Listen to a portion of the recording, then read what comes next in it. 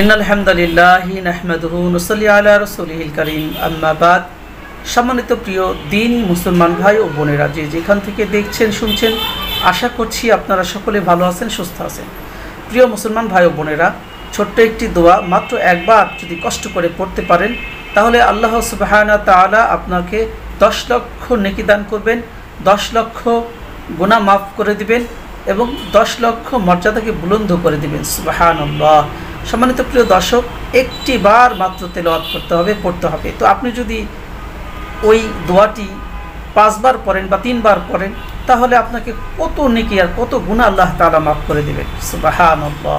প্রিয় দর্শকের জন্য কষ্ট করে যদি আমরা একটি বার যদি এই পবিত্র কালেমাগুলি পড়তে পারি, তাহলে আল্লাহ সুবহানাহু ওয়া তাআলা আমাদের জীবনকে বদলে দিতে পারেন। সুবহানাল্লাহ।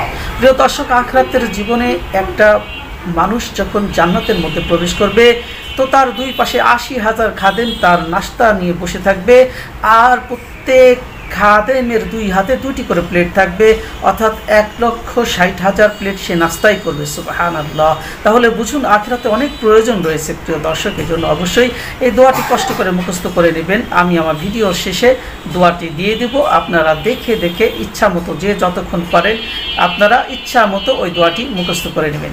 প্রিয় দর্শক, এই জন্য কষ্ট করে ভিডিওটি একটু কষ্ট করে দেখুন। প্রিয় দর্শক, আল্লাহ তাআলা আমাদের সৃষ্টি করেছেন, রিজিক দান করেছেন, হায়াত মত সব কিছুই আল্লাহ তাআলার হাতে। ছোট্ট এই জীবন মাত্র 70-80 বছর আমরা বেঁচে থাকি, আর এই জন্যই যত চেষ্টা আমাদের এই দুনিয়া নিয়েই। প্রিয় দর্শক, আখিরাতের জীবন অনন্ত, সেজন্য অনন্তকালের জন্য এই 70 বছর আমাদের মেহনত করতে হবে। একটা মানুষ যখন বিদেশে যায়, সে কষ্ট করে টাকা ইনকাম করে দেশের জন্য পাঠাতে থাকে, ঠিক কিনা?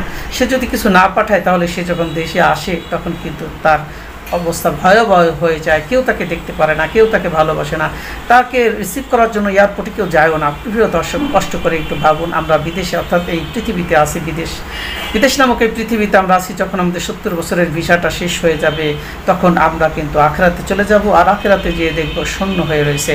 এই জন্য নেকির কিন্তু অনেক প্রয়োজন। এই জন্য আমরা নেকি অর্জন করব আল্লাহ তাআলাকে পাওয়ার জন্য, আল্লাহ তাআলার আপন হওয়ার জন্য।